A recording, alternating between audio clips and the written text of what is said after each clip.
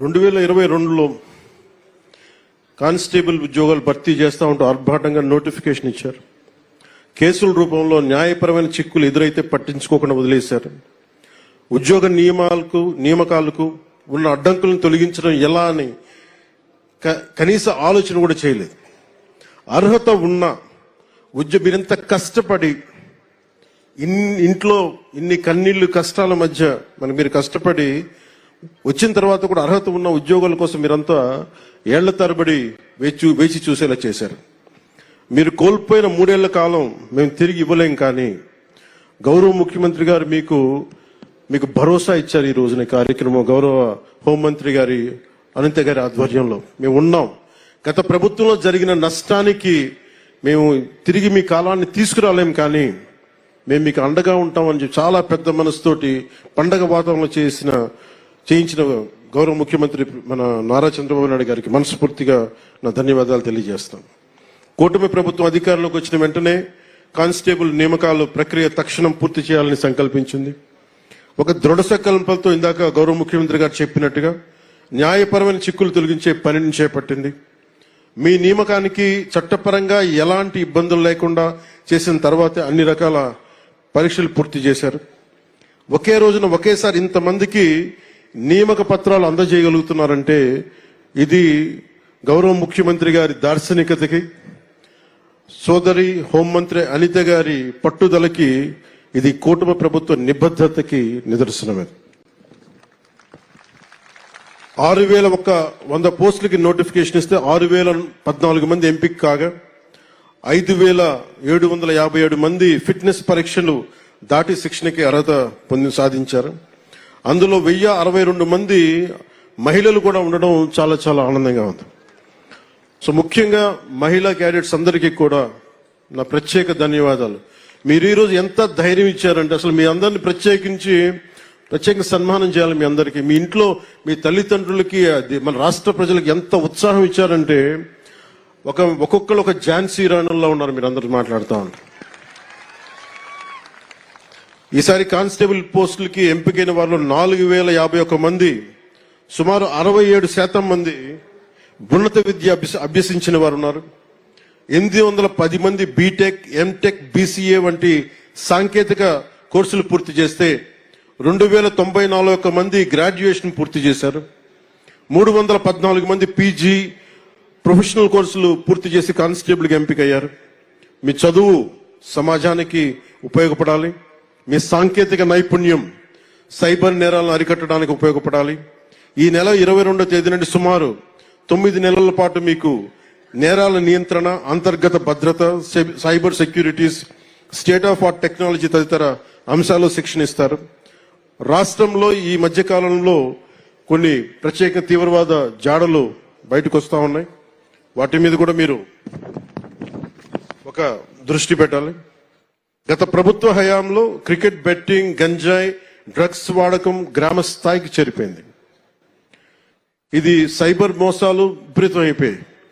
ఈ మోసాలకి అమాయకులు బలవుతూ స్టేషన్ల చుట్టూ తిరుగుతూ ఉన్నారు. ఇలాంటి సంఘటిత నేరాల నియంత్రణపై దృష్టి సారించాలి. కానిస్టేబుల్సే మన పోలీస్ శాఖకి మూల స్తంభాలు. మీరు లేకపోతే పోలీస్ శాఖ లేదు, మీరు లేకపోతే జీవం లేదు, మీరు లేకపోతే గుండె ధైర్యం లేదు. చాలా మంది ఉన్నతాధికారులు నాతో మాట్లాడుతూ, ముఖ్యంగా గ్రే హౌండ్స్ గాని మీద యంగ్ కానిస్టేబుల్స్ చూసి చాలా మంది ఉన్నతాధికారులు కొన్ని సంవత్సరాలు నేను చెప్తా ఉంటారు, వాళ్ళని చూస్తే మా కష్టాలన్నీ మర్చిపోతాం, ఒకసారి వాళ్ళు మాకు ధైర్యం ఇస్తారని చెప్పి సందర్భాలు నేను చాలా సార్లు విన్నాను. సో కానిస్టేబుల్ ఉద్యోగం పోలీస్ శాఖకి మూల స్తంభం లాంటిది. సో నా తండ్రి కూడా కానిస్టేబుల్ గానే ఉద్యోగ జీవితాన్ని ప్రారంభించారు. పనిలో నిబద్ధతతో పాటు ఎదగాలన్న కాంక్ష ఆయనలో చాలా బలంగా ఉండేవి. కానిస్టేబుల్ నుంచి ప్రమోషన్స్ తెచ్చుకొని ఒక పోలీస్ అధికారి, ఒక ఏఎస్ఐగా స్థాయికి వచ్చారు. ఆ కానిస్టేబుల్ ఉద్యోగంతోనే మా అందరికీ ఒక జీవితం ఇచ్చారు, మమ్మల్ని చదివించారు. విలువలతో నిండిన ఆయన ప్రస్థానం నుంచి మేము స్ఫూర్తి పొందాం.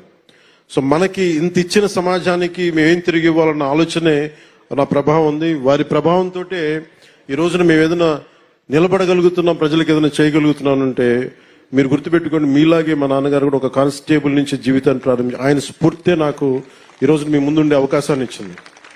సో మీలో ఒకటిగానే నేను మాట్లాడుతున్నాను. మీరు ప్రజలకి అండగా ఉండండి, మీకు ప్రభుత్వం అండగా ఉంటుంది. పోలీసు ఉద్యోగం ఎంతో బాధ్యతతో కూడిన ఉద్యోగం. సమాజం పట్ల బాధ్యత, ప్రజలకి సేవ చేయాలన్న బలమైన కాంక్ష ఉన్నవారు మాత్రమే ఈ ఉద్యోగానికి వస్తారు. పోలీసు విధుల్లో క్రమశిక్షణ, నైతిక విలువలు, ప్రజల పట్ల సేవాభావం ముఖ్యం. ప్రజలకు ఎలాంటి ఇబ్బందులు కలిగినా, వారి హక్కులకు భంగం వాటిల్లిన అన్యాయం జరిగిన మొదటి గుర్తొచ్చేది పోలీస్ శాఖ. ఇందాక అనిత గారు చెప్తా, ఒక కానిస్టేబుల్ ఒక కాకి డ్రెస్ కనిపిస్తే ఒక లేని ధైర్యం వస్తుంది ప్రజలకి. సో మీరు వేసుకున్న కాకి సమాజానికి రక్షణ కవచం లాంటిది. సో అందుకని మీరు మీ కాకి దాన్ని ఎక్కడా కూడా దాన్ని తగ్గించకండి. అందుకని దాన్ని దయచేసి దృష్టిలో పెట్టుకొని మీ కాకి ఈ సమాజానికి ఒక రక్షణ కవచం, దాని గౌరవాన్ని నిలబెట్టాలని మనస్ఫూర్తిగా నేను ఆకాంక్షిస్తున్నాను. మీ విధులు ఈ రోజున గౌరవ ముఖ్యమంత్రి గారు కోరుకున్న దాదాపు 15% ఆర్థిక అభివృద్ధి కావాలి అని మా అందరికీ చెప్తా ఉంటారు. వారు చెప్పేది కూడా శాంతి భద్రతలు బాగుంటేనే దేశాభివృద్ధి బాగుంటుంది, రాష్ట్రాభివృద్ధి బాగుంటుంది, రాష్ట్రం ఆర్థిక అభివృద్ధి చాలా బలంగా ఉంటుంది. ఈ మధ్యన గౌరవ ఉత్తరప్రదేశ్ ముఖ్యమంత్రి గారు కూడా సడన్ గా ఇన్ని లక్షల కోట్లు ఎందుకు పెట్టుబడిగా వచ్చినాయి ఉత్తరప్రదేశ్ కి యోగి ఆదిత్యనాథ్ గారు మాట్లాడుతూ ఉంటే, శాంతి భద్రతలు మేము బలంగా చేస్తున్నామే కాబట్టి మా రాష్ట్రానికి పెట్టుబడులు వస్తున్నాయని. అదే మాకు గౌరవ ముఖ్యమంత్రి గారు కూడా బలంగా సూచనలు ఇస్తా ఉన్నారు. శాంతి భద్రతలను ముందుకు తీసుకెళ్లాలంటే మీరు ఇందాక చెప్పినట్టు మీరే స్తంభాలు, మూల స్తంభాలు. అందుకని రాష్ట్ర బడ్జెట్ కూడా, రాష్ట్ర ఆర్థికాభివృద్ధికి కూడా మీరే ఒకలాగా పిల్లర్స్ అవుతారు. ఎందుకంటే మీరు శాంతి భద్రతలను కనుక మీరు సరిగ్గా పర్యవేక్షించగలిగితే ఈ రాష్ట్ర అభివృద్ధిలో మీరు కూడా చాలా కీలకమైన భాగస్వాములు అవుతారు. నేను ఈ సందర్భంలో మీ దృష్టికి తీసుకొస్తా ఉన్నాను. అలాగే కొన్నిసార్లు పోలీస్ స్టేషన్కి వెళ్తే నాకు న్యాయం జరుగుద్ది అన్న ఒక ఆకాంక్ష అందరికీ ఉంటుంది. ఒకసారి అది కొన్ని సందర్భాల్లో కొంతమంది వ్యక్తులు వ్యక్తిగత ప్రవర్తన కొన్నిసార్లు చెడ్డ పేరు వస్తుంటాయి.